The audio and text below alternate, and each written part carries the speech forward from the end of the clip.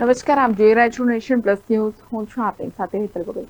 એક તરફ સમગ્ર ગુજરાતમાં ફૂલ ગુલાબી ઠંડીએ પોતાનું સામ્રાજ્ય જમાવ્યું છે, ત્યારે પંચમહાલના હાલોલ તાલુકાના મોટા જેપુરા નવી નગરીમાં ગ્રામજનો પાણીની વિકટ સમસ્યા સામે ઝઝૂમી રહ્યા છે.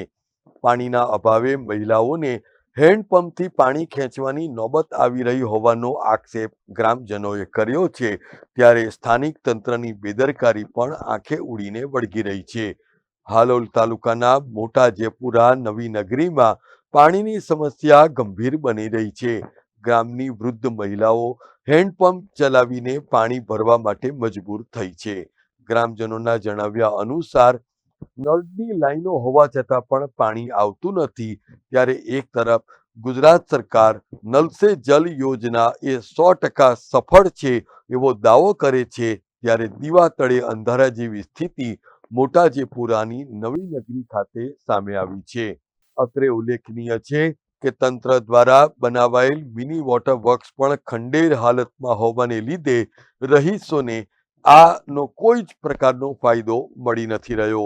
વારંવારની રજૂઆતો બાદ પણ તંત્ર કુંભકર્ણની નિંદ્રામાં હોવાને લીધે જન આક્રોશ ફાટી નીકળ્યો છે. ત્યારે સ્થાનિક તંત્ર પણ આ રહીશોની મદદે આવે એવી પણ લોક માંગ ઉઠી છે. પાણીની કોઈ અમારે સગવડ નથી. અમારે પાણી ભરવાની બહુ ઉપાધિ થાય છે.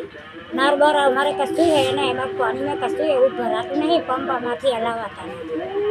તો અમે પાણી સારું બહુ સગવડ કરીએ છીએ, પણ કોઈ એવું કરતા નહીં sarpanch. Kiran Gohil, nation plus news, Panchmahal. સમાચારોના સતત અપડેટ મેળવવા માટે અમારી નેશન પ્લસ ન્યૂઝની યુટ્યુબ ચેનલને સબસ્ક્રાઇબ કરો, બેલ આઇકન દબાવો અને જોડાયેલા રહો ફેસબુક, ઇન્સ્ટાગ્રામ અને ટ્વિટર પર.